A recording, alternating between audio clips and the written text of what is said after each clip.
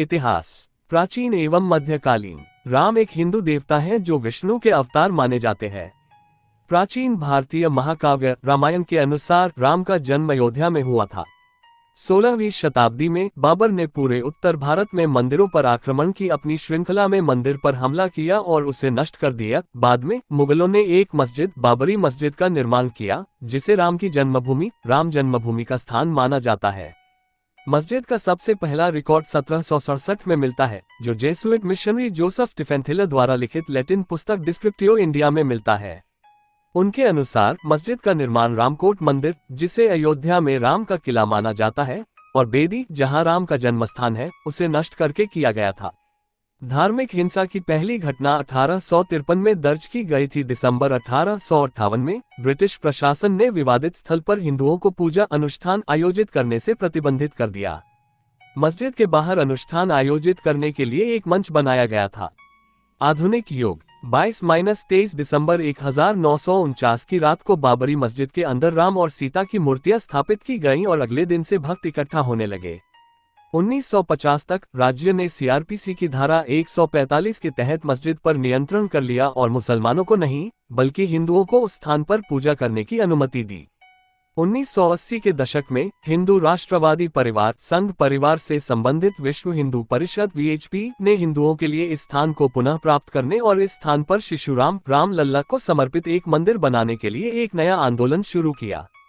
VHP ने जय श्री राम लिखी ईंटें और धन इकट्ठा करना शुरू कर दिया। बाद में प्रधानमंत्री राजीव गांधी के नेतृत्व वाली सरकार ने वीएचपी को शिलान्यास के लिए आगे बढ़ने की अनुमति दी। तत्कालीन गृह मंत्री बूटा सिंह ने औपचारिक रूप से वीएचपी नेता अशोक सिंघल को अनुमति दी। प्रारंभ में भारत सरकार और उत्तर प्रदेश सरकार इस बात पर सहमत हुई थी कि शिलान्यास विवादित स्थल के बाहर किया जाएगा। हालांकि 9 नवंबर 1989 को वीएचपी नेताओं और साधुओं के एक समूह ने विवादित भूमि के बगल में 200 लीटर 7 क्यूबिक फुट गड्ढा खोदकर आधारशिला रखी। वहीं गर्भगृह का सिंहद्वार बनवाया गया। इसके बाद वीएचपी ने विवादित मस्जिद से सटी जमीन पर एक मंदिर की नींव रखी। 6 दिसंबर 1992 को वीएचपी और भारतीय जनता पार्टी ने इस स्थल पर 150,000 स्वयंसेवकों को शामिल करते हुए एक रैली का आयोजन किया, जिन्हें कर सेवकों के रूप में जाना जाता था। रैली हिंसक हो गई, भीड़ सुरक्षा बलों पर हावी हो गई और मस्जिद को तोड़ दिया। मस्जिद के विध्वंस के परिणामस्वरूप भारत के हिंदू और मुस्लिम समुदायों के बीच कई महीनों तक अंतर सांप्रदायिक हिंसा हुई, जिसके प्रत्यक्ष परिणाम के रूप में बॉम्बे अब मुंबई में अनुमानित 2000 लोगों की मौत हो गई और पूरे भारतीय उपमहाद्वीप में दंगे भड़क उठे।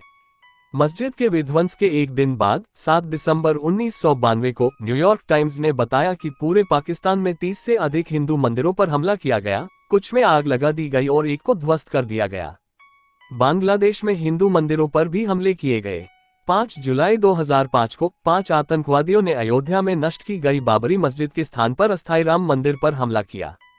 केंद्रीय रिजर्व पुलिस बल सीआरपीएफ के साथ आगामी मुठभेड़ में सभी 5 की मौत हो गई, जबकि हमलावरों द्वारा घेराबंदी की गई दीवार को तोड़ने के लिए किए गए ग्रेनेड हमले में एक नागरिक की मौत हो गई। सीआरपीएफ को 3 हताहतों का सामना करना पड़ा, जिनमें से 2 कई गोलियों के घाव से गंभीर रूप से घायल हो गए। भारतीय पुरातत्व सर्वेक्षण (एएसआई) द्वारा 1978 और 2003 में की गई 2 पुरातात्विक खुदाई में इस बात के सबूत मिले कि साइट पर हिंदू मंदिर के अवशेष मौजूद थे। पुरातत्वविद के मोहम्मद ने कई वामपंथी झुकाव वाले इतिहासकारों पर निष्कर्षों को कमजोर करने का आरोप लगाया।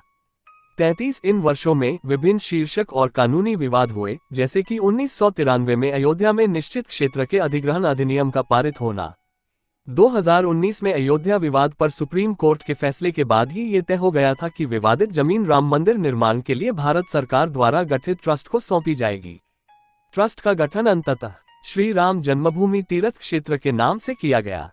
5 फरवरी 2020 को भारत की संसद में ये घोषणा की गई कि भारत सरकार ने मंदिर निर्माण की योजना स्वीकार कर ली है।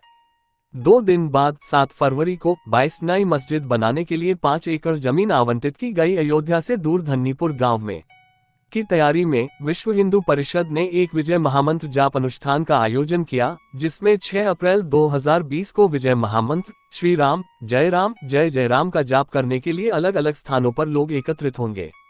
यह मंदिर के निर्माण में बाधाओं पर विजय सुनिश्चित करने के लिए कहा गया था। लार्सन एंड टूब्रो ने मंदिर के डिजाइन और निर्माण की निःशुल्क देखरेख करने की पेशकश की और वह इस परियोजना के ठेकेदार हैं। केंद्रीय भवन अनुसंधान संस्थान, राष्ट्रीय भूभौतिकीय अनुसंधान संस्थान और भारतीय प्रौद्योगिकी संस्थान जैसे बॉम्बे, गुवाहाटी और मद्रास मिट्टी परीक्षण, कंक्रीट और डिजाइन जैसे क्षेत्रों में सहायता कर रहे हैं। रिपोर्टें सामने आई कि भारतीय अंतरिक्ष अनुसंधान संगठन इसरो ने सरयू की एक धारा की पहचान की थी जो मंदिर के नीचे बहती है। राजस्थान से आए 600,000 क्यूबिक फीट बलुआ पत्थर बंसी पर्वत पत्थरों से निर्माण कार्य पूरा किया जाएगा। भूमि पूजन समारोह, नरेंद्र मोदी भूमि पूजन करते हुए। साथ में राष्ट्रीय स्वयंसेवक संघ के सरसंघचालक मोहन भागवत भी हैं। मंदिर निर्माण आधिकारिक तौर पर 5 अगस्त को आधारशिला के समारोह के बाद फिर से शुरू हुआ। 3 दिवसीय वैदिक अनुष्ठानों को आधारशिला के समारोह से पहले आयोजित किया गया था, जो कि भारत के प्रधानमंत्री नरेंद्र मोदी द्वारा आधारशिला के रूप में 40 किलो चांदी की ईंट की स्थापना हुई। 4 अगस्त को रामाचन पूजा की गई। सभी प्रमुख देवी देवताओं को निमंत्रण दिया गया। भारत भर में कई धार्मिक स्थानों से भूमि पूजन, मिट्टी और पवित्र पानी के अवसर पर त्रिवेणी संगम नदियों के गंगा, सिंधु, यमुना, सरस्वती पर प्रयागराज, कावेरी नदी पर तालकावेरी, कामाख्या मंदिर असम और कई अन्य लोगों में एकत्र किए गए थे। आगामी मंदिर को आशीर्वाद देने के लिए देश भर के विभिन्न हिंदू मंदिरों, गुरुद्वारों और जैन मंदिरों से मिट्टी भी भेजी गई। इनमें से कई पाकिस्तान में स्थित शारदा पीठ थी। मिट्टी को 4 धाम के 4 तीर्थ स्थानों के रूप में भी भेजा गया था। 84 संयुक्त राज्य अमेरिका, कनाडा और कैरिबियन द्वीपों के मंदिरों ने इस अवसर को मनाने के लिए एक आभासी सेवा का आयोजन किया। 85 टाइम्स स्क्वायर पर भगवान राम की छवि दिखाने की योजना भी बनाई गई।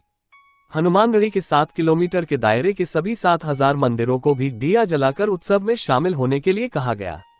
अयोध्या में मुस्लिम भक्त जो भगवान राम को अपना पूर्वज मानते हैं, वे भी भूमि पूजा के लिए तत्पर हैं। इस अवसर पर सभी धर्मों के आध्यात्मिक नेताओं को आमंत्रित किया गया था।